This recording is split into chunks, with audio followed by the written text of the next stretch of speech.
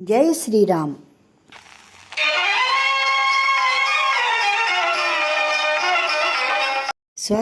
సోదరీమణులందరికీ ఝాన్సీ ఆధ్యాత్మిక ముచ్చట్లకి స్వాగతం, సుస్వాగతం.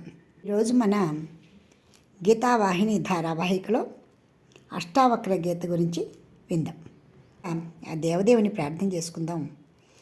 ప్రతన్నమామి తమసః పరమర్కవర్ణం పూర్ణం సనాతనపదం పురుషోత్తమాఖ్యం యస్మిన్నిదం జగదశేషమఖండమూర్తౌ రజ్వాం భుజంగమయివ ప్రతిభాసితం వై. ఏది తమస్సు అంటే అజ్ఞానము కాదో, సూర్యుని వంటి కాంతి గలదై అంటే తేజోరూపమై పరిపూర్ణమై సనాతన పదమై పురుషోత్తముడు అని చెప్పబడుచున్నదో, రజ్జువునందు సర్పం వలె ఈ జగమంతా కూడా ప్రతిభాసిస్తూ ఉన్నదో అట్టి అఖండ రూపమైనట్టి ఆత్మతత్వానికి ప్రాతకాలం నేను నమస్కరిస్తున్నాను అంటూ ఆ దేవదేవునికి నమస్కారం చేసుకుంటూ అష్టావక్ర గీతలోకి అడుగు పెడదాం. క్రిందటి సంచికలో చెప్పుకున్నట్టుగానే అసలు ఈ అష్టావక్రుడు ఎవరు, ఎందుకు జనక మహారాజుకి ఈ విధంగా గీత చెప్పడం జరిగింది అనే విషయాన్ని కొంచెం తెలుసుకుందాం. ఇది మహాభారతంలో ఉన్నటువంటి చక్కని ఉపాఖ్యానం. అష్టావక్రుడు సుజాత, కాహరుడు అనే దంపతులకు పుట్టినటువంటి బిడ్డ. ఒకప్పుడు తండ్రి వేదాధ్యయనం చేసే సమయంలో తప్పుని గ్రహించి తల్లి గర్భంలో ఉండే ఆ తప్పును సరిదిద్దబోవటంతో తండ్రి అయినటువంటి కాహరుడు కోపించి, నీవు శిశువుగా ఉండగానే అంటే గర్భస్థ పిండముగా ఉండగానే నాలో తప్పును పట్టావు కాబట్టి నువ్వు పుడుతోనే అష్టావక్రుడుగా అని చెప్పించారు. దాంతో పాపం ఆ పిల్లవాడు అష్టవంకర్లతోటి జన్మించడం జరిగింది. ఆ కారణంగా ఆ పిల్లవాడిని అష్టావక్రుడు అని పిలుస్తూ ఉండేవారు. ఇంకా రెండవ విషయం ఏంటంటే, చిన్నతనంలోనే ఇతని తండ్రి ఈ కాహరుడు డబ్బు సంపాదించాలి అనే ఉద్దేశంతో జనక మహారాజు ఆస్థానానికి వెళ్ళి అక్కడ వేద పండితుల గోష్ఠిలో వాదనకి దిగి వందినుడు అనే ఆస్థాన పండితుడి దగ్గర ఓడిపోయి అతని తండ్రి అయిన వరుణునికి సేవకుడిగా ఉండిపోయాడు. ఈ కారణంగా చిన్ననాటి నుంచి అష్టావక్రుడు తండ్రి లేకుండా ఉండటము, పైగా అష్టవంకర్లతో పుట్టడం వలన అందరూ హేళన చేసేవారు. అది సహించలేక 12 ఏళ్ల వయసు వచ్చే సమయానికి ఈ అష్టావక్రుడు తన తల్లిని నిలదీసి తండ్రిని విడిపించుకు తీసుకెళ్ళటం కోసమని జనక మహారాజు ఆస్థానానికి రావటం జరిగింది. అక్కడ ఆస్థాన విద్వాంసులందరినీ కూడా ఓడించి తన తండ్రిని చెరని విడిపించాడు. సంతోషపడినటువంటి ఆ తండ్రి తన కొడుకైన అష్టావక్రను చూసి అక్కడే ఉన్నటువంటి సమంగా నదిలో స్నానం చేసిరా, ఈ వక్రత్వం అంతా పోతుంది అని చెప్పగానే ఆయన వెళ్ళి సమంగా నదిలో స్నానం చేసి అందమైన బాలుని రూపంతో జనక మహారాజు ఆస్థానానికి వస్తాడు. అక్కడ జరిగిన విషయాలన్నీ పూర్తిగా తెలుసుకున్నటువంటి జనక మహారాజు ఈ అందమైన బాలుడిగా ఉన్నటువంటి జ్ఞానరూపి అయి వెలుగుతో ఉన్నటువంటి అష్టావక్ర మహర్షికి వందనము చేసుకుని, సత్యం జ్ఞానం అనంతం కదా, అనంతమైన జ్ఞానాన్ని నాకు బోధించండి, ఈయన వైరాగ్యాన్ని వివరించండి, ఆత్మతత్వ జ్ఞానంపై నాకున్న తమకాన్ని దాహాన్ని తీర్చండి స్వామి అంటూ ఎంతో వినయంగా అడిగినటువంటి జనక మహారాజుకి అష్టావక్రునికి మధ్య జరిగిన సంవాదనమే ఈ అష్టావక్ర గీతగా పేరొందింది. అంతటి గొప్ప జ్ఞాని అయినటువంటి జనక మహారాజు అష్టావక్ర మహర్షిని ఏమని అడుగుతున్నారో చూడండి. ఓ మహర్షి, మీకు నా ప్రణామము, నా సందేహాన్ని తీర్చండి అంటూ కథం జ్ఞానమవాప్నోతి, కథం ముక్తిర్భవిష్యతి, వైరాగ్యంచ కథం ప్రాప్తం, ఏతద్బ్రూహి మమ ప్రభో. తొలి శ్లోకంలోనే ప్రభు, జ్ఞానార్జనకి మార్గం ఏది, ముక్తిని ఎలా సాధించాలి, వైరాగ్యం ఎలా నిలుస్తుంది, దయచేసి నా మీద కరుణించి అనుగ్రహించండి అంటూ ఆయన చాలా పెద్ద భారాన్ని అష్టావక్రుని మీద పెట్టారు. చూడండి ఎంత బాగా అడిగారు. మనం అందరము కూడా నారదుడు చెప్పినటువంటి నవవిధ భక్తి మార్గాల ద్వారా భగవంతుని అనేక విధాలుగా ప్రార్థనలు చేస్తూనే ఉన్నాము. అయితే దాంతో మనకి జ్ఞానం వస్తుందా అంటే, బాహ్యంగా మనం కొంతవరకు భగవంతుడి కోసం ప్రాకులాడుతున్నాం, కానీ అంతఃశుద్ధికి అది సరిపోదు కదా. కిందటి మాండూక్యోపనిషత్తులో కూడా ఆత్మ పరిమాణం గురించి చెబుతూ, వైశ్వానర రూపంలో బాహ్యంగా అనేక కర్మలు చేస్తూ ఉంటాము, అవి అంతఃకరణానికి వెళ్ళవు, అంతఃశుద్ధిగా చేసేది తైజస్సుడు అంటూ చెప్పారు.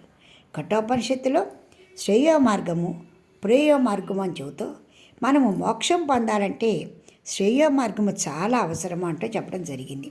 అన్నీ మీరు వినే ఉన్నారు కాబట్టి ఇప్పుడు కూడా జనక మహారాజు అసలు జ్ఞానం పొందడానికి మార్గం ఏది, ఏది జ్ఞానం, దానికి మార్గం ఏది, ఏది మార్గం, ఏది జ్ఞానం, అసలు ముక్తి ముక్తి అంటారు కదా, దాన్ని ఎలా పొందాలి, అదని జపతప ధ్యానాదులతో వస్తుందా, లేక ముక్కు మోసు కూర్చుంటే వస్తుందా, వైరాగ్యం అంటారు, దేనికి ఎలాంటి వైరాగ్యం కావాలి, ఇలాగా ప్రశ్నిస్తూ నా మీద కరుణించి నన్ను అనుగ్రహించండి అంటూ చాలా చాలా చాలా ఆసక్తిగా ఆయన అడిగారండి. అంతటి గొప్ప జ్ఞానైన జనక మహారాజు మనసు పెట్టి మనసు లోతుల్లోంచి అడుగుతూ ఉంటే చెప్పకుండా ఎవరైనా ఉండగలరా? అందుకే ముందుగానే ఒక మంచి ప్రశ్నతోటి జనక మహారాజు గొప్ప శిష్యుడై గురువు మనసుని ఆకర్షించాడు. ఎప్పుడు కూడా మనకి అక్కడ ఉన్నది ఏది అని మనకు స్పష్టంగా తెలిస్తే దాని గురించినటువంటి జ్ఞానం అంటూ వస్తుంది. ఇందాక ప్రార్థనా సమయంలో రజ్వాం భుజంగమ ఇవ ప్రతిభాసితం వై అన్న ఒక మాట అనుకున్నాం. ఈ వాక్యం ఒక శ్లోకానికో ఒక పురాణానికో పరిమితం కాదు, సమస్తానికి కూడా వర్తిస్తుంది.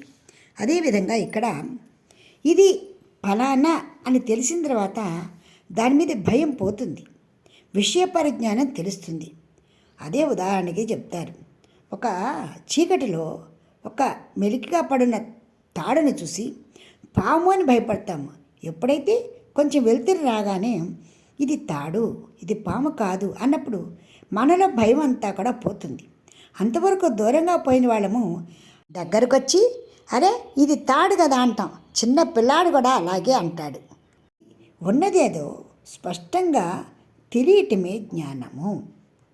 ఆ వెలుగుని, ఆ జ్ఞానాన్ని ఎప్పుడైతే మనం సంపాదించగలుగుతామో అప్పుడు ఈ అజ్ఞానాంధకారం పటాపంచలవుతుంది. ఇంకే అజ్ఞాన తిమిరాంధస్య జ్ఞానాంజలి శలాకయ అంటూ గురుదేవుని ప్రార్థించినప్పుడు ప్రార్థిస్తాం. ఇక్కడ జనక మహారాజు కూడా అష్టావక్కుని ఆ విధంగా గురువుగా స్వీకరించి ఈ విధంగా అడిగారు. ఉన్న వస్తువు ఏదో నిశ్చయంగా తెలిసిపోయినప్పుడు మనకి భ్రమపడటం కానీ బాధపడటం కానీ భయపడటం కానీ జరగదు. దానికి మనకి కూడా మృత్యు ఎప్పుడు వస్తుందో తెలియదు. ఫలానా అప్పుడు వస్తుంది అంటే ఒకరోజు 2 రోజులు బాధపడ్డా తర్వాత దానికి తగ్గ ప్రయత్నాలన్నీ మనం చేసేసుకుంటాం. హాయిగా కృష్ణారామ అనుకోవటమో, సర్దవలసిన సర్దేయటమో, ఇవ్వవలసినవి ఇచ్చేయటమో, అమ్మయ్య ప్రశాంతంగా ఉన్నాం కదా అన్న దృష్టి పడిపోతుంది. అంతేకాదు మనలో మాట ఒక ఉదాహరణగా చెప్పుకోవాలంటే, చాలా కాలం మంచం మీద పడి తీసుకుంటున్న మనిషి పోతే పెద్ద బాధ అనిపించదు. కొంచెంసేపు బాధ అనిపించినా, కొద్ది రోజులు బాధ అనిపించినా రోగంతో ఉన్నాడు, పెద్ద ఆయన అయిపోయాడు. అదే సడన్గా పోతే చాలా తట్టుకోలేనంత వ్యధ మనం అనుభవిస్తూ ఉంటాం. ఇది ఫలానా అని విషయ పరిజ్ఞానం ఎప్పుడైతే మనకు వచ్చిందో మన మనస్సు ఆ నిజాన్ని మాత్రమే గ్రహించడానికి ఇష్టపడుతుంది. అప్పుడు అజ్ఞానం వైపు కానీ అక్కర్లేని భయం కానీ పెట్టుకోదు. ఎప్పుడైనా ఏదైనా ఒక విషయం తెలియకపోతే దానిని ప్రయత్నించి తెలుసుకుంటే ఆ జ్ఞాన జ్యోతిని సంపాదిస్తే మనకి నిజం తెలిసిపోతుంది. అందుకే సత్యం జ్ఞానం అనంతమని ఆత్మస్వరూపాన్ని చెప్పడం జరుగుతూ ఉంటుంది. అయితే ఆత్మకే కాదు, ఏ విషయం నేర్చుకున్నా కూడా సత్యం జ్ఞానం అనంతం అనే జ్ఞానాన్ని మనం పొందాలి. పరబ్రహ్మతత్వాన్ని సరైన దృష్టితో మనం చూడకపోవడం వల్ల అనంత నామ రూప సమన్వితమైన జగజ్జీవన ఈశ్వర భ్రమను కలిగిస్తూ ఉంటుంది. చీకటిలోంచి వెలుగులోకి వస్తే చీకటి ఎలా మాయమైపోతుందో, సరైన జ్ఞాన దృష్టిని సాధిస్తే అజ్ఞానం అదృశ్యమైపోతుంది. ఇక్కడ మనం ఒక విషయాన్ని గమనించాలి. చూచేది నేనైతే చూడబడేది ఏమిటి, ఎలా చూడబడుతున్నది, ఈ విషయాన్ని స్పష్టంగా తెలిపే జ్ఞానాన్ని సంపాదిస్తే మనకి యథార్థం బోధపడుతుంది. ఇలాంటి జ్ఞానం ఎలా వస్తుంది, ఎలా సంపాదించాలి, ఇది ఇక్కడ జిజ్ఞాసువైన జనకుని యొక్క మొట్టమొదటి ప్రశ్న. భగవద్గీతలో 4వ అధ్యాయంలో 34వ శ్లోకం గురించి షిరిడి సాయిబాబా ఏమన్నారో విందాం. సహజంగా ఒక శ్లోకానికి ఒక అర్థము, ఒక పరమార్థము అనేది ఉండదు. అవన్నీ కూడా అనంతమైనటువంటివి. ఇంత లోతుల్లోంచి వాటి అర్థాలు ఉంటాయి. మనస్సుకి, మన అవసరానికి తగ్గట్టుగా వాటిలో భావాలు ఉంటాయి. అలాంటిదే ఈ శ్లోకం కూడా. అద్విద్ధి ప్రణిపాతేన పరిప్రశ్నేన సేవయ ఉపదేక్ష్యంతి తే జ్ఞానం జ్ఞానినస్తత్వదర్శిన. నిజానికి దీని యొక్క ఉద్దేశం, ఎప్పుడైతే నీవు వైరాగ్యాన్ని సంతరించుకున్నావో, పరమాత్మ తత్వజ్ఞానాన్ని పొందాలి అనుకున్నావో, అటువంటప్పుడు సత్యం జ్ఞానం అనంతం బ్రహ్మ. ఆ విధంగా తత్వజ్ఞానాన్ని దర్శించినటువంటి గురువుల వద్దకేగి వారికి వినమ్రతతో సవినయంగా దండ ప్రణామము చేసి వారికి సేవ చేస్తూ, వారు ఆనందానుభూతిలో ఉన్నప్పుడు ఎంతో భక్తి శ్రద్ధలతో నీవు తెలుసుకోవాలి నిజంగా అన్న మనసుతోటి ఏదైనా తత్వజ్ఞానాన్ని తెలుసుకోవాలనుకుంటే నిజమైన ఇచ్ఛతో గురువుగారిని ప్రశ్నించి తెలుసుకుని జ్ఞానం పొందాలి. అయితే దీనికి దానికి సంబంధం ఏమిటి అనేది మనకి ప్రశ్న. జనక మహారాజు జ్ఞాని, అష్టావక్రులు మహాజ్ఞాని. అలాంటప్పుడు ఆయనకి పైగా వయసులో చిన్నవాడు అష్టావక్రుడు.